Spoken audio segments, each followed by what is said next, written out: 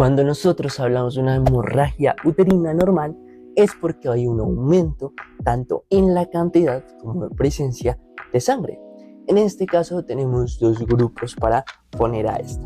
En aguda, donde nosotros como médicos debemos hacer una intervención inmediata porque la pérdida de sangre es abrupta, y por el otro lado la crónica, en donde este proceso lleva 6 meses o más, y como entenderás es algo supremamente preocupante, supremamente malo para la paciente que lo está viviendo, porque pues el estar sangrando constantemente no es para nada bonito. Así que este video te va a servir tanto si eres una persona que lo está padeciendo, ya que veremos cuáles son todas las posibles causas, o como si eres un doctor o estudiante que lo está aprendiendo, ya que veremos un algoritmo específico para saber qué hacer en cada momento. Nosotros al realizar el examen físico debemos hacer tanto tacto vaginal como especuloscopia, porque como dijo mi profesor en clase, ginecólogo que no mete los dedos, mete las patas. Además de ello hay unos exámenes que sí o sí vamos a pedir, como es el hemograma para ver si hay presencia de anemia, y si hay anemia pues resolverla. Y ya dependiendo de los antecedentes de la paciente, de lo que esté presentando, vamos a mandar uno u otro examen. Acá puede ser, por ejemplo, para ver si hay coagulopatías, TSH, prolactina, hacer una biopsia de endometrio, etc. Lo que te digo, va a depender de cada paciente. Entonces nosotros para saber pues qué le vamos a mandar, antes tenemos que saber cuál puede ser la posible causa, para decir, ok, si me sale esto, pues es porque estaba pensando en esto. Así que nosotros para este tema tenemos una gran memoteca, ya que nos lo dividen en las causas estructurales y las causas no estructurales, teniendo así una palma y teniendo así una moneda, lo que es lo mismo que palm, en donde cada una de las letras nos dice la posible causa. Entonces comencemos con la parte estructural. Acá tenemos con la P de primeras a los pólipos. Un pólipo es un crecimiento anormal que ocurre en la mucosa. Así que en este caso pues hablaremos de que aparecen en el endometrio, en el útero. De segundas tenemos a las adenomiosis, que las adenomiosis, su nombre nos está diciendo la ubicación del mismo, miosis de miocito. Entonces en este caso se van a ubicar en el músculo, en esa capa muscular del útero. De terceras tenemos a los leiomiomas, que los leiomiomas son crecimientos que aparecen pero que no son malignos, que por el contrario son benignos. Es simplemente como si yo en el brazo me empieza a crecer otra parte de músculo, pero lo que te menciono, son benignos. Y por el lado contrario tenemos a la cuarta parte de esta memotecnia, que es la malignidad, en donde acá las células empiezan a crecer sin un control, generando cáncer. Aquí hay un tipo de discusión, y es que no se sabe a ciencia cierta si esta parte maligna empezó siendo un leiomioma o desde bien pequeñita ya era una célula maligna. Y aunque no se sabe con certeza, se cree que el leiomioma se queda como leiomioma. Eso quiere decir que el que creció siendo bueno va a seguir siendo bueno, y por el contrario estas células malignas pues empezaron siendo células malignas y no leiomioma. Entonces, ya teniendo clara esta parte estructural, ahora pasamos a la no estructural, donde tenemos a nuestra moneda, que ahí le agregamos una vocal más, teniendo primeras a las coagulopatías. Una coagulopatía es una enfermedad de la coagulación, cuando nosotros nos hacemos una herida y aparecen los coágulos, que es como si fuera un tapón para no permitir que pues sangremos en exceso. Entonces cuando hay un problema de coagulopatía es muy sencillo pensar que va a haber un problema en el que va a haber mayor cantidad de sangre que perdemos. En este caso la principal que encontramos es cuando hay un defecto en el factor de von Willebrand.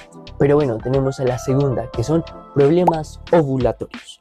Si ya viste los anteriores videos, que si no lo has hecho te recomiendo que lo hagas, vimos el ciclo menstrual.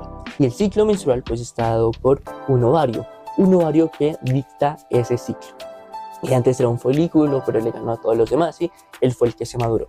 Y este ovario lo que genera es que se logren expresar una serie de hormonas que nos generan una serie de cambios como en el endometrio.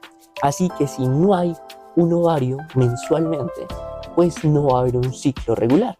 Y al no haber ese ciclo regular, vamos a ver que hay problemas en ese sangrado, como que por ejemplo haya un exceso del mismo. De terceras tenemos el endometrio, y acá los problemas también derivan un poco de la parte hormonal, ya que si hay mayor expresión, menor expresión de X hormona, lo que puede ocurrir es que haya un mayor engrosamiento de ese endometrio, y con mayor engrosamiento va a haber mayor cantidad de salida de sangre, y eso es algo que nosotros debemos ponerle muy bien el ojo, ya que si sigue evolucionando puede que se convierta en un cáncer. Así que es muy importante tener acá precauciones. Después del endometrio sigue Cohen, la parte de la I. Entonces tenemos las iatrogénicas. Las iatrogénicas nos referimos que es algo secundario a un proceso médico.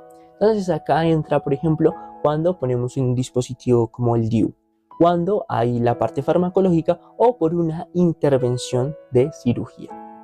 Y por último tenemos a la parte de no clasificables, que acá tenemos realmente pequeñas opciones, pero pues si hay pocas opciones, pero si está, es porque algo hará. Y en este caso tenemos a las malformaciones arteriovenosas y a los ismosceles. Ya teniendo todo esto presente, vámonos al tratamiento. Pero en el tratamiento es importante que tú sepas que si tienes una paciente mayor de 45 años, debes hacerle una biopsia de endometrio. Si por el contrario es menor a los 45 años, pero tiene factores de riesgo como obesidad, como una anovulación crónica, como el uso de tamoxifeno o como antecedentes familiares de importancia, pues también le vamos a realizar esa biopsia. Como tratamiento nosotros tenemos la parte farmacológica y la parte de cirugías. En la parte farmacológica tenemos a los AINES, que los AINES acá son una gran ayuda, sobre todo por el riesgo-beneficio, ya que los efectos secundarios pues son muy mínimos en contraposición con todos los factores buenos que nos dan, ya que actúan en el endometrio por la inhibición de la ciclooxigenasa, alterando el equilibrio local entre los tromboxanos y las prostaglandinas. Y por el otro lado tenemos la parte hormonal, los anticonceptivos combinados, en donde se va a inhibir a la FSH por medio del down regulation, gracias a que pues tenemos a la progesterona, y esta progesterona va a generar un tipo de atrofia, lo que va a provocar una menor cantidad de sangre. Y en la parte quirúrgica pues tenemos los siguientes procedimientos. Ahora pasamos a lo que te prometí en un inicio, que es ese algoritmo, nosotros qué hacemos. Entonces de primeras pues vamos a tener el examen físico. Acá hacemos un interrogatorio, una biometría hemática para evaluar la anemia y una prueba inmunológica del embarazo, porque pues es diferente si está embarazada a si no está embarazada.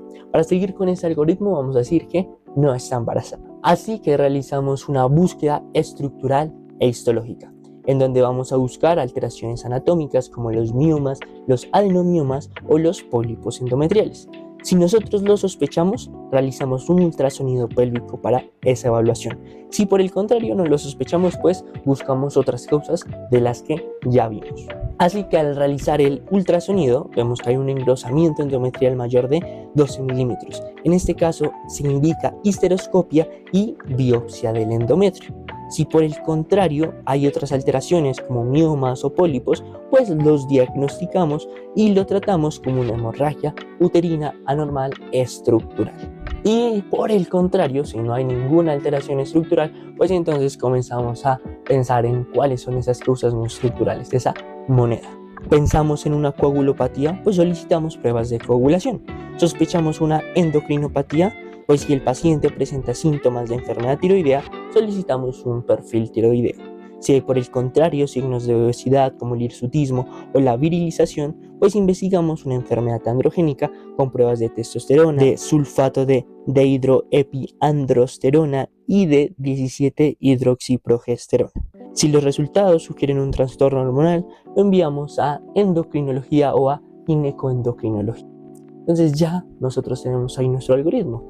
Así que pues eso es sobre las hemorragias uterinas anormales, pero también existe algo llamado hemorragias uterinas difusas, lo cual lo dejaremos para otro video. Mientras tanto te dejo un video que habla sobre amenorrea, que es todo lo contrario de una hemorragia uterina anormal.